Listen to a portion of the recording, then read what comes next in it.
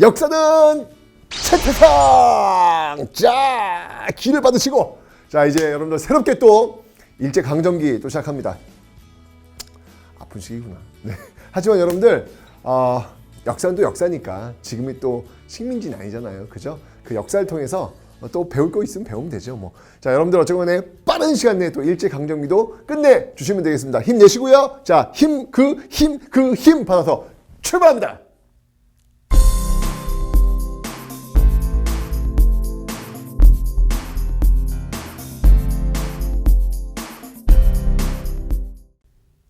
자, 여러분 일제강점기는요 두 개의 축이 있어요. 뭐냐면 일제가 우리를 어떻게 지배했는지 그 식민지 지배 정책 배우시고, 그 다음에 그 정책에 맞서서 우리가 어떻게 저항했는지 그 저항의 역사를 배우시면 됩니다. 그러니까 의외로요 여러분들 일제강점기 시험 문제는요 쉬워요. 꼭 반드시 맞추셔야 돼요. 왜냐면 10년대 주머니, 20년대 주머니, 30년대 주머니, 일제강점기 이렇게 세 덩어리 나눈 다음에 거기에 그냥 집어넣기만 하면 끝! 너무 쉬워요. 아시죠 여러분들? 자, 지금부터 한번 보도록 하겠습니다.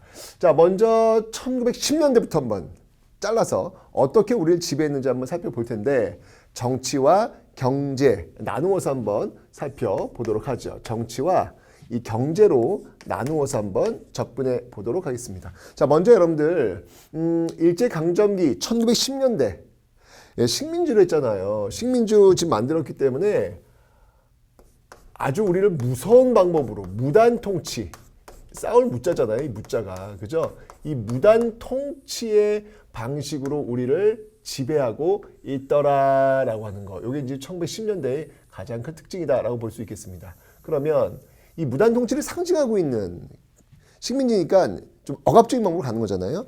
이 무단 통치를 상징하고 있는 어떤 그런 이미지가 있다면 뭐가 있을까? 그게 바로 헌병이에요. 헌병은 여러분들 원래 민간인 대상이 아니라 군인 대상이잖아요. 근데 그 헌병이 경찰 업무도 담당하는 그러한 모습들이 나타나고 있더라. 그래서 헌병이라는 단어 등장하면 이건 무조건 여러분 1910년대라고 보시면 돼요. 네, 헌병, 경찰, 통치 시대. 이 헌병이요 어떤 권한들을 갖고 있었냐면 많은 권한을 갖고 있었어요. 일단 조선인들만 때려요. 바로 태형입니다. 이거 차별이죠. 네, 일본인들은 적용이 안 되고 오로지 조선인들에게만 태형. 조선인들은 맞아야 말을 들어. 이런 말들이 여기서 출발하는 거예요. 태형이 있고요. 그 다음에 직결 처분권. 네, 바로 그냥 현장에서 그냥 처분할 수 있는 이런 직결 처분권도 이 헌병이 가지고 있더라라고 하는 것이죠. 그리고 여러분들 학교 현장도 아주 살벌해요. 네, 학교 안에서 칼찬 교사가 등장을 합니다, 여러분들. 칼찬 교사. 아니, 선생님이 칼 들고 들어오면 너무 무섭잖아. 그죠? 그런 어려서부터 어떤 강압적인 분위기, 일제의 어떤 두려운 분위기, 이런 것들을 만들어 놓겠다라는 의도가 지금 보이고 있다라는 것이죠. 자, 그리고 여러분들, 친일 인사들을 양성하기 위해서 중추원. 이거 독립협회 때도 여러분 중추원이라는 거 들어보셨죠? 네. 여기서는 또 이제, 친일 인사들. 어떤 그들이 총독을 자문한다 그런 건데, 어쨌건 굉장히 친일적인 어떤 그 색채로 구성이 되고 있더라라고 하는 거. 자, 이 무단 통치는요 이렇게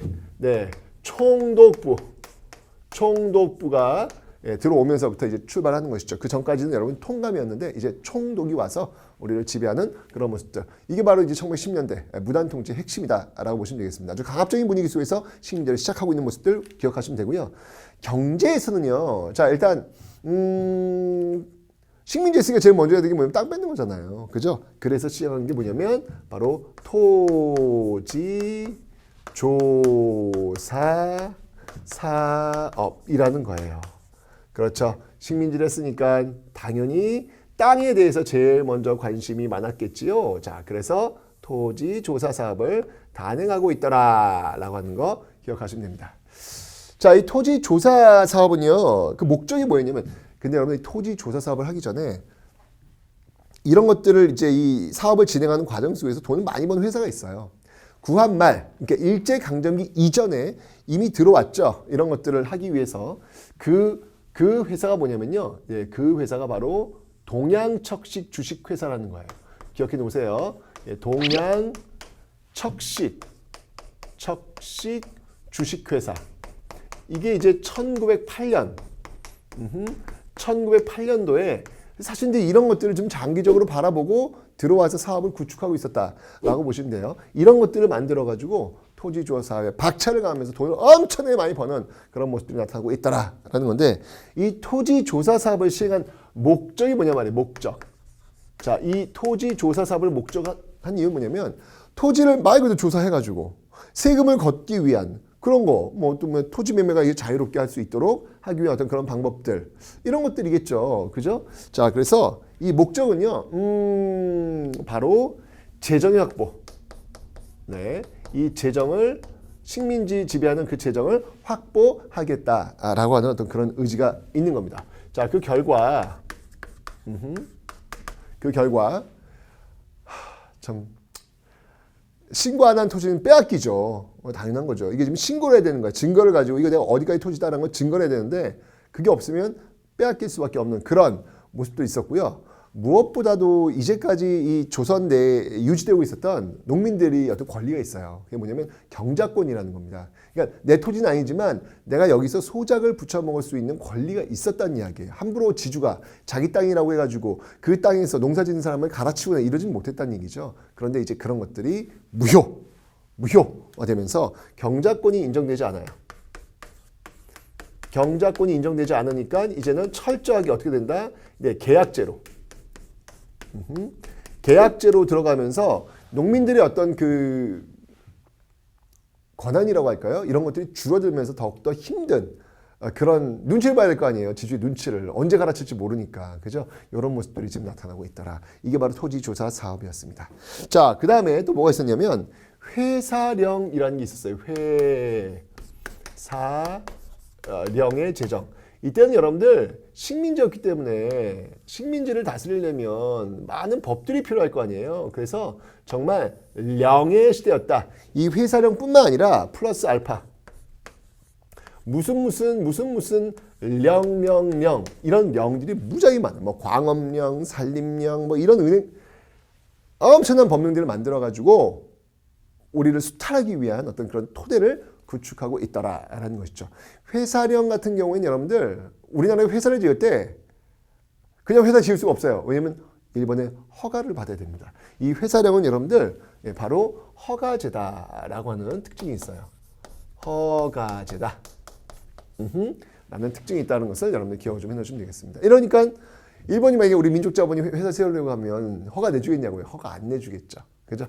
이렇게 1910년대 아주 강압적인 방법으로 짝짝짝 빼들려 가는 식민지 초기의 모습들 여러분들이 확인하셨습니다.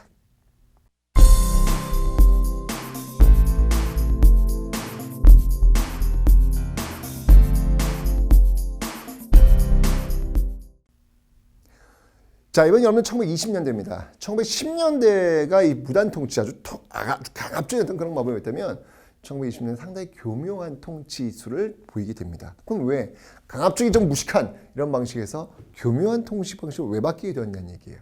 그 계기는 뭐냐면 강압적으로 누르면 말 잘 들을 줄 알았는데 이게 탁 튕겨나왔죠. 그 튕겨나왔던 사건. 그 사건이 바로 1919년에 있었던 3.1운동입니다. 이 3.1운동을 통해서 일제가 이렇게 무단통치만으로는 불가능하겠구나라는 것들을 인식을 해요. 자, 그래서 한번 또 여기도 마찬가지로 정치와 경제 이 측면 속에서 한번 정리를 한번 해보도록 하죠. 자, 그래서 정치적인 측면에서는요, 무단통치가 아니라 소위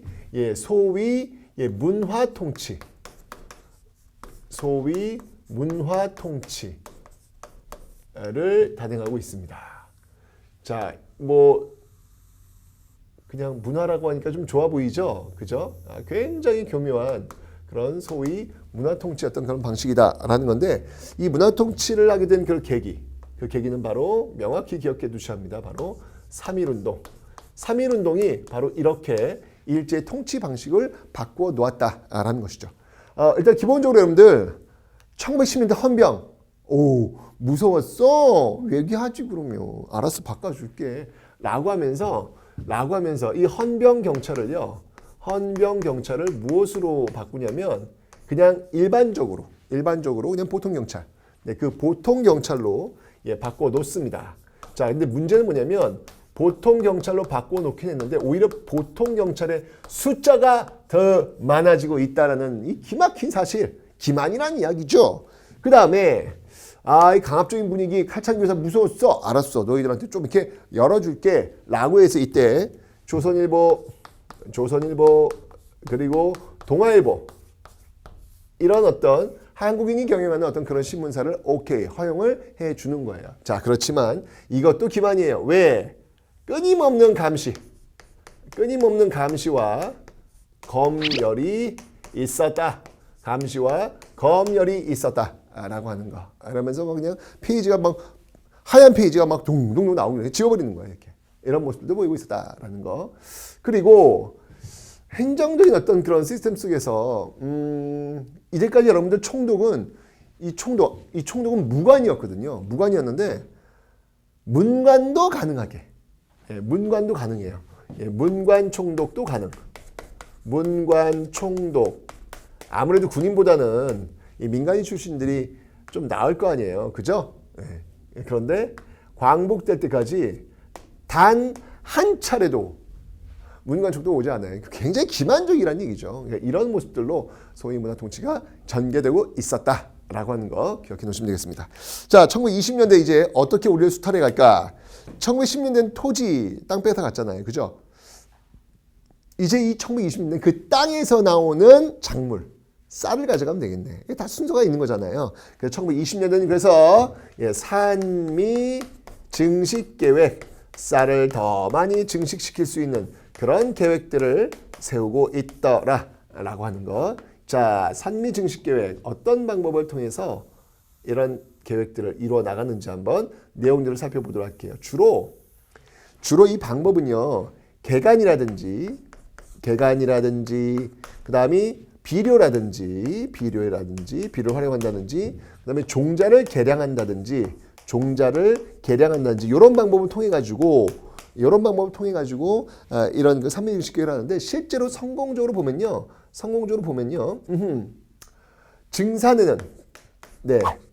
증산에는 어느 정도 성공을 합니다. 근데 문제는 뭐냐면 증산을 한 것을 가져가면 되는데 그것 이외에 더 많이 가져간다는 얘기예요. 즉 무슨 말이냐면 증산량보다 이 수탈량이 더 많다라는 거예요. 이게 문제가 되는 거예요. 수탈량이 더 많다라는 것이죠. 그러니까 증산의 어떤 그 양보다 이 수탈량이 많기 때문에 벌어지는 어떤 현상들. 게다가 이 산미증식이 연못 개간 비료 종자계랑 이런 것들 하잖아요. 그 비용을 또 농민들에게 전가를 시켜요. 농민들에게 전가를 시킵니다. 자, 이러면서 농민들의 삶은 더욱더 어려워질 수밖에 없는 것이고 이걸 해결하기 위해서 왜냐면 이제 더 많이 가져가니까 먹고 살 게 없는 거예요. 게다가 비용 농민 전가니까 농민은 돈은 또 없죠. 먹이긴 될 거 아니에요. 그래서 이걸 어떻게 해결했냐면 만주에서 값싼 이 잡곡을 수입해 옵니다. 값싼 잡곡을 수입해 오는 거예요. 그래서 이걸 먹이는 거예요. 지금 웃긴 게 뭐냐면 아니 우리 열심히 농사 지어가지고 우리 거 우리가 먹지도 못하고 만주에서 자꾸 빌려와가지고 싸게 들어온 어떤 그걸 먹어야 되는 어떤 이런 상황이 지금 1920년대 벌어지고 있다는 얘기죠. 바로 식민지입니다. 식민지의 어떤 모습들이 이렇구나라는 것을 여러분들이 확인하시면 되겠네요. 자, 산미증식 계획 보셨고요. 그 다음에 여러분 1920년대 오면요. 1910년대 시행했던 그 허가제 회사령 있죠? 이거 폐지시켜요. 이거 폐지시킵니다. 자, 그래서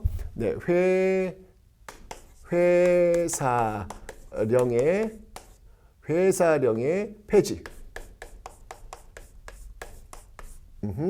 회사령의 폐지가 있고요. 그 다음에 또 뭐가 있냐면 여러분들 관세 있죠. 일본과 우리나라의 그 관세.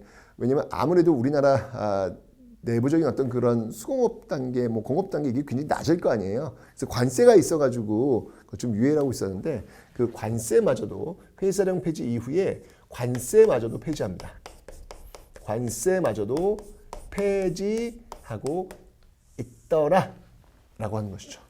자, 이렇게 회사령의 폐지, 관세의 폐지 이렇게 했던 이유 중에 하나는 뭐냐면 1910년대에 여러분들 이 발전했던 일제의 어떤 그 경제가 20년대 와서는 더욱더 발전해요.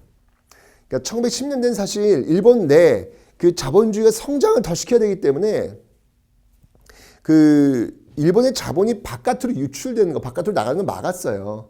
그러니까 1910년대 회사령을 허가제로 했던 이유도 뭐냐면 일본 자본이 국내에 들어오지 못하도록, 그러니까 일본 자본이 일본에 머물게 하려고 식민지 조선에다가 이걸 허가제를 맞춘 거죠. 그런데 워낙 발달하니까 이제 그 자본이 쌓인 거예요. 이제 투자를 해야 돼. 그럼 1920년대 조선이 딱이었단 말이에요. 그러면 1910년대 그 허가제, 그 뚜껑을 열어놔야 되겠죠. 바로 그래서 이 회사령을 폐지하고 아예 관세만도 폐지하면서 일본 자본이 아주 자연스럽게 쉽게 이 조선에 상륙할 수 있는 어떤 그런 토대를 구축해 놓았다라는 겁니다. 1920년대 이렇게 아주 교묘하고 좀 더 시스템적으로 우리를 수탈하는 그런 체제를 갖추고 있습니다.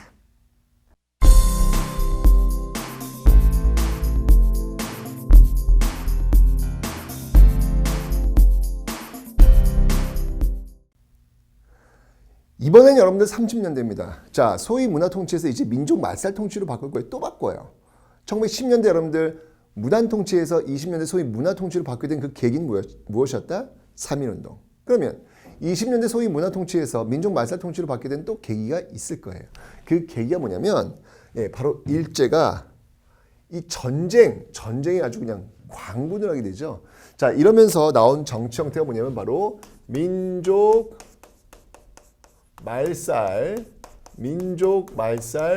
통치 형태다. 이 민족 말살 통치 형태다라는 거예요. 자, 무슨 말이냐면 이걸 왜 했냐면 일제가 이걸 왜 했냐면 바로 전쟁 수행에 이 조선인들을 동원시키기 위해서요. 이 전쟁은 바로 이 세계 대공황에 대처하기 위한 일제의 방식이었습니다. 자, 1929년 세계 대공황이 벌어집니다. 이 세계 대공황이라고 하는 건 뭐냐면 공급과 수요의 법칙이 깨져버리는 거예요. 공급은 무지하게 많은데 수요, 살 사람들은 적은 거야. 그러니까 공장에 어떤 그 물건만 자꾸 쌓여지겠죠? 그러면 이제 물건이 안 팔려. 그러면 이제 공장에서 일하는 노동자를 자르겠죠. 그럼 노동자는 더욱더 가난해. 그 가난한 노동자는 물건을 살 수도 없어. 그러면 공장에 물건 더 쌓여지겠죠. 그럼 노동자 또 잘라. 그럼 노동자 또 가난해져. 살 수 없어. 이게 악순환이 벌어지는 거예요. 이게 공급과 수요가 왔다 갔다 해야 되는데 이게 악순환이 벌어지면서 이 밸런스가 깨져버리는 것이죠. 그래서 이 초과 공급량을 어디에 떨굴 것이냐. 미국 같은 경우에는 뉴딜 정책을 통해 가지고 대규모 댐 사업, 대규모 도로 사업 이런 걸 통해서 노동자들이 그 돈에 주머니에 돈을 꽂아줘요. 그럼 그 돈을 가지고 초과 공급량을 살 거 아니에요. 이런 방법으로 해결하고요. 그러니까 대규모의 어떤 공사할 거리가 있으면. 유럽 같은 경우는 여러분들 유럽은 이제 영국이나 이런 나라들 식민지가 많잖아요. 그러니까 그 초과 공급된 거를 식민지로 떨궈버리는 거예요. 이걸 블록 경제라 그래요. 블록을 다 이렇게 만들어가지고 지정해가지고 운영되는 겁니다. 이러면 해결되죠. 근데 일본은 뭐냐면 대규모로 무언가를 만들 수 있는 능력도 없고 그렇다고 식민지가 많은 것도 아니고 이것도 저것도 안 되는 거예요. 그러면 강제로 이 초과된 공급량을 떨굴 수밖에 없는 것이죠. 강제로 바로 전쟁을 선택하게 된 배경이 여기서 나오게 되는 겁니다. 자, 이러면서 1931년 만주사변, 37년 중일전쟁, 41년 태평양 전쟁을 막 확산시키는 모습이 있는데 문제는 뭐냐면 이 과정 속에서 싸우고 있는 대상이 중국과 미국의 거대한 나라들이에요. 당연히 모자라요. 사람도 모자라고 물자도 모자라고 이러다 보니까 조선 식민지에서 그 사람과 물자를 강제로 끌고 가서 전쟁에 동원시킨다는 얘기죠. 문제는 뭐냐면 그 사람들을 동원시킬 때 이 머릿속에 나는 조선인이야 라고 하는 의식이 있으면 천황을 위해서 죽겠냐고요. 안 죽죠. 지워야 돼요. 그래서 조선인이다라는 걸 지우고 일본인이다라는 걸 집어넣어야 된다는 얘기죠. 그래서 나온 게 바로 이 민족 말살 통치라는 것입니다. 자, 어떤 것들이 있었는지 한번 살펴보도록 하죠. 자, 먼저 일단 이름도 지워버립니다. 이걸 바로 창씨 개명이다. 참 가슴 아픈 그런 거죠, 여러분들. 창씨 개명. 윤동주 같은 경우에도 여러분들 이 창씨 개명을 했어요. 히라노마 도주라는 그 창씨 개명에서 너무나도 가슴이 아파가지고 왜 윤동주의 그 별해는 밤이라는 시를 보면 자신의 어떤 부끄러운 이름을 썼다, 지웠다는 그런 장면이 등장하게 될 겁니다. 자, 그리고 또 뭐가 있었냐면요. 이 조선어학회 사건, 그러니까 우리 글을 못 쓰도록 하는 거예요. 그렇죠. 우리나라 이름도 못 가지게, 우리나라 말도 못 가지게, 글도 사용하지 못하도록 해. 이게 무슨 사건이었냐면 바로 조선어 학회 사건이라는 거예요. 조선어 학회 사건이라는 건데 이게 이제 1942년도에 전개되었던 그런 겁니다. 이게 뭐냐면 이제 반에서 이렇게 하다가 한국말을 이렇게 한 학생을 잡아가지고 이제 추절한 거예요. 누가 가르쳤다! 연결해가지고 조선어학회. 이런 사람들한테 일망타진해버리는 그런 사건이 벌어지게 되는 것이죠. 원래 이 조선어학회에서는요, 우리말 큰 사전을 만들려고 했어요. 우리말 큰 사전을 만들려고 했는데 결국 이것 때문에 우리말 큰 사전을 만들지 못하게 되는 그런 계기도 됩니다. 이게 바로 조선어 학회 사건이었습니다. 자, 그 다음에 또 뭐가 있으니 여러분들 이건 아주 직접적이고 노골적인데요. 나는 일본 천황의 식민입니다. 이걸 외우도록 해요. 이게 바로 황국신민서사예요. 황국신민서사의 암송 외우도록 하는 거예요. 그 다음에 특정한 시간만 되면 사인을 올리면서 바로 천황을 위해서 절을 하는 시간이 있어요. 이게 바로 궁성요배다 라는 것이죠. 그러니까 이런 걸 통해 가지고 일본 왕, 즉 천황을 신격화시키면서 그들에게 충성을 다할 것을 계조시키는 그런 모습들이 지금 나타나고 있다. 왜? 그래야 바로 일왕 천황을 위해서 목숨을 바칠 수 있을 테니까. 이게 바로 1930년대 민족말살 통치였다라는 기억하시면 되고요.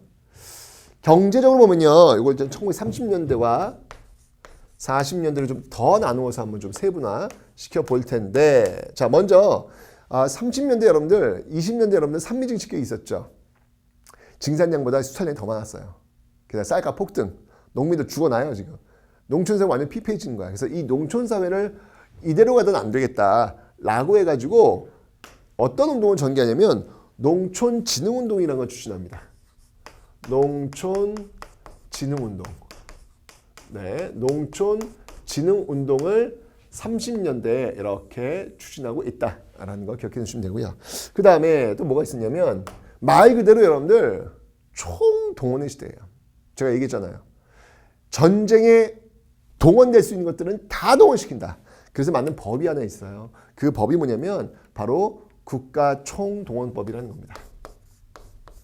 국가총동원법. 이게 이제 1938년도에 제정이 되는데 이 국가총동원법에 의해서 정말 40년대까지 모든 것들이 다 총동원되는 그런 모습들을 보이고 있더라라는 거. 그리고 여러분들 경제공황 지금 굉장히 세계적으로 어려운 상황이잖아요. 그래서 싸게 원료를 확보하기 위해서 그래야 자본가들이 그 경쟁에서 일본 자본가들이 경쟁에서 버텨낼 수 있으니까 싸게 그 원재료 같은 거 있잖아요. 이런 것들을 싸게 공급할 수 있는 공급 기지를 또 만듭니다. 자, 그게 뭐였냐면요. 바로 남면 북양 정책이라는 거예요. 남면 북양 정책. 남쪽에는 면 제품, 면화. 북쪽에는 양을 키우는 거예요. 양털을 가지고 여러분들 양모잖아요. 모직물이 나올 수 있잖아요. 이런 걸 통해서 군수물자 이런 것들을 활용하겠다라는 그런 의지가 보이고 있는 것이죠. 이것도 이제 계속해서 정책적으로 활용되고 있습니다. 그리고 전쟁을 하려면 여러분들 군수물자들이 많이 필요할 거 아니에요. 아예 공장들을 북한 쪽에다 많이 세웁니다. 그게 뭐냐면 바로 병참기지화 정책이라는 거예요. 병참기지화 정책. 네, 군수물자를 대량으로 만들어서 전선에 투입시키겠다라는 의지가 보이고 있는 것이죠. 자, 이렇게 여러 정책들이 추진되는 과정 속에서 정말 이 땅에 있는 많은 인적, 물적 자원들이 수탈되어 나갑니다. 자, 어떤 것들인지 한번 볼까요? 먼저 강제로 징용. 여러분들 군함도라는 영화 보시면 알겠지만 강제징용의 역사를 볼 수 있습니다. 그리고 군대를 또 강제로 끌고 가죠. 이 징병의 역사. 그리고 어린 소녀들을 또 바로 그 일본 군을 위해서 위안부. 네, 바로 성노예죠. 이 위안부로 끌고 가는 어떤 그런 모습들이 있더라라는 거. 그리고 또 뭐가 있냐면 여러분들 쌀들 있잖아요. 이게 지금 이제 전쟁을 수행해야 되니까 식량이 부족할 거 아니에요. 그래서 무조건 강제로 다 걷어요. 걷은 다음에 그걸 배급하는 그런 모습들. 그걸 우리는 뭐라고 하냐면요. 공출과 배급이다라고 합니다. 공출과 배급. 공출과 배급. 여러분들 이런 단어가 나오면요. 이 공출과 배급이라는 단어가 나오면 특히 40년대 아주 전성기, 절정에 있는 그런 모습들이다라는 거 꼭 반드시 공출과 배급이라는 단어 이렇게 1930년 후반 또는 40년대 집중적으로 나타나고 있는 모습이다라는 것을 기억하시면 되겠습니다. 이게 바로 일제강점기 민족만세 통치기에 보여줬던 모습입니다.